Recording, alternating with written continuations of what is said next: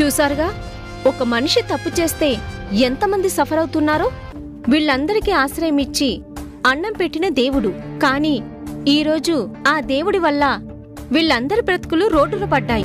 ఒక నేరస్తుడికి ఆశ్రయం ఇచ్చామని తెలియక అమాయకంగా ఇన్నాళ్ళు ఉన్నారు. ఇప్పుడు వాళ్ళ పరిస్థితి ఏంటి? ఎవరు సమాధానం చెప్తారు? వాళ్ళనడిగి తెలుసుకుందాం.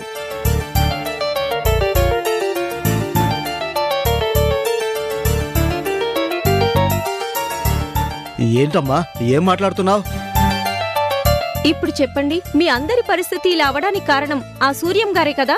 ఎవరమ్మా మీకు చెప్పింది? సూర్యం గారు సాయం చేసే మనిషే కాని నేరం చేసే మనిషి కాదు.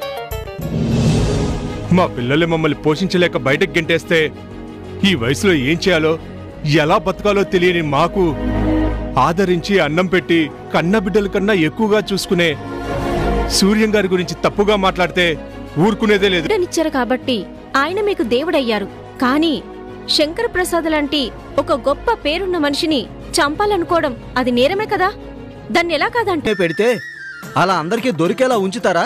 ఏం మాట్లాడుతున్నారా? సూర్యం గారి మీద నిందలు మాత్రం వేయకండి. అంత మంచి మనిషిని బాధ పెడితే ఎవరికి మంచిది కాదు.